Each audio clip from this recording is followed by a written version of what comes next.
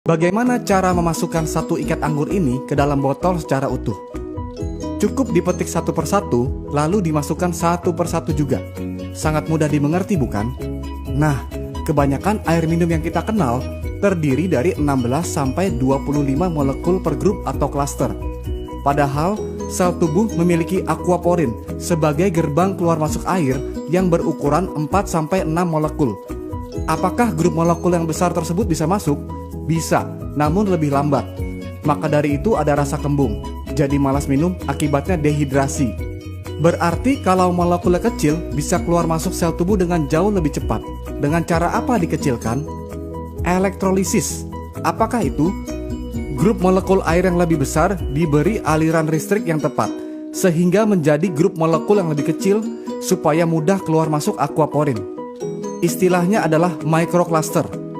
Logikanya begini, jika ada sepasang magnet dengan dua kutub yang berbeda dan saling berhadapan akan tarik-menarik. Jika kutubnya sama akan tolak-menolak, sehingga molekul air yang tadinya berhimpitan jadi terpecah sendiri-sendiri. Belum lagi, di inti sel terdapat ion positif yang membuat molekul air yang berion negatif ini tertarik masuk ke dalamnya dan meninggalkan ion negatif di membran atau dinding sel, sehingga sel tubuh pun menjadi tidak lengket. Mengapa air ini penting sekali? Karena kerjanya berdampingan dengan detak jantung. Ketika jantung berdetak, sel berkontraksi sehingga terkompres dan mengeluarkan karbon dioksida dan toksin atau racun. Inilah yang disebut dengan detoksifikasi. Lalu jantung berdetak lagi dan sel mengembang lagi, kemudian menarik oksigen dan nutrisi. Proses ini terjadi di dalam hemoglobin, yang adalah protein yang mengandung zat besi di dalam sel darah merah yang berfungsi sebagai pengangkut. Detak jantung ini ada voltasenya. Manusia sehat dan normal berada di voltase 120 mV. Karena semakin tua dan pengaruh oksidasi, voltasenya akan turun bertahap ke 100 mV, lalu ke 80 mV. Jika sampai menyentuh 60 mV sudah sangat berbahaya, karena disinilah titik tubuh dalam kondisi kronis. Karena oksidasi itu adalah proses penuaan atau karat yang secara langsung mempengaruhi zat besi dalam hemoglobin. Akibat oksidasi adalah tubuh menjadi asam, lalu muncul berbagai penyakit kronis seperti kanker, diabetes, inflamasi, dan sebagainya. Berarti air yang baik sangat dibutuhkan oleh tubuh.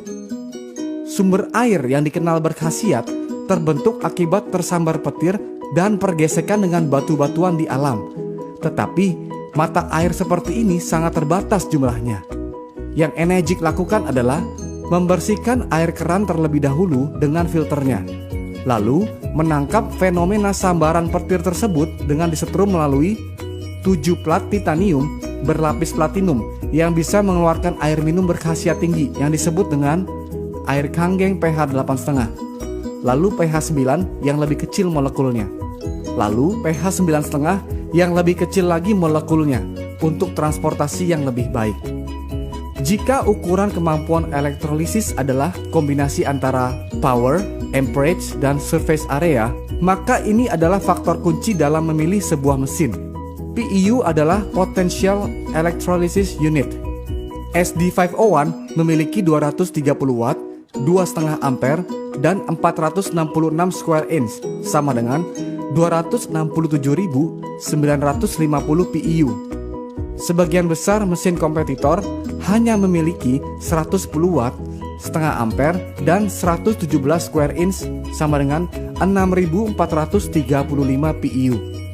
Berarti kemampuan mesin kompetitor hanya 2,4% saja dari SD501. Dan harga mesin kompetitor pun bukan tergolong murah. Malahan mahal sekali, dengan kemampuan yang mendekati saja pun tidak. Hanya harganya saja yang mendekati. Belum lagi harus betul-betul teliti apakah power supply-nya transformer atau switch mode. Transformer adalah alasan mengapa sebuah mesin disebut alat kesehatan karena tegangannya stabil. Sedangkan switch mode tegangannya naik turun alias tidak stabil. Alasannya supaya hemat energi, padahal supaya pelatnya tidak meleleh karena bahannya mesh yang lebih murah. Saya perjelas, ini ada bolam 100 watt dengan filamen yang tebal. Yang ini bolam 40 watt dengan filamen yang tipis. Jika bola 40 watt dinyalakan di tegangan 100 watt akan putus karena tidak mampu menahan daya yang tinggi.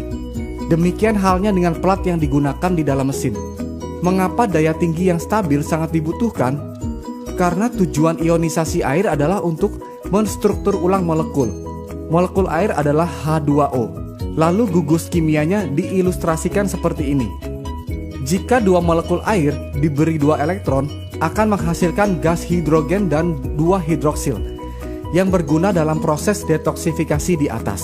Karena yang kita inginkan adalah hasil air seperti ini dengan mesin Enegic, bukan hasil air seperti ini yang kadang jadi, kadang tidak. Maka dari itu, jarang sekali ada kesaksian lokal yang nyata dari mesin kompetitor. Minumnya pun jadi tidak percaya diri kalau airnya belum pasti jadi. Nah, gas hidrogen yang larut dalam air inilah yang hanya bisa dinikmati oleh pemilik mesin saat air keluar langsung dari mesin. Inilah antioksidannya. Begitu air yang berantioksidan tinggi diminum, yang terjadi adalah voltase tubuh akan di-charge kembali ke voltase normal. Tolak ukur antioksidan adalah ORP, Oxidation Reduction Potential. Lalu hidroksil inilah yang menyebabkan airnya menjadi alkalized atau basa secara elektrik, bukan karena tambahan bahan kimia. Karena rasio hidroksil berubah, maka menyebabkan pH menjadi ikut naik. pH adalah singkatan dari potential of hydrogen. Semakin tinggi rasio hidroksil, akan semakin tinggi pula hidrogen yang dihasilkan. Akibatnya adalah jika asam menjadi basa, maka sel kanker dan penyakit akan mati dengan sendirinya karena bukan lingkungannya untuk berkembang biak. Berapa lama waktu yang dibutuhkan untuk membersihkan seluruh tubuh? Contoh, jika berat tubuh seseorang adalah 80 kilo dan 75% tubuh manusia adalah air, maka berat air dalam tubuhnya adalah 60 kilo, yang berarti tubuhnya terdiri dari 60 liter air. Jika minum 4 liter per hari, maka perlu 15 hari atau sekitar 2 minggu untuk bersih-bersih.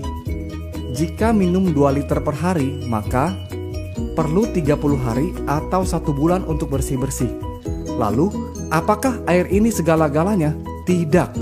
Masih perlu pola makan, istirahat, olahraga, dan kontrol emosi yang baik. Tetapi jangan lupa, air adalah unsur yang paling banyak di badan, 75%. Jadi cara pertama untuk sehat adalah bereskan dulu yang paling banyak di badan. Maka dari itu, change your water, change your life.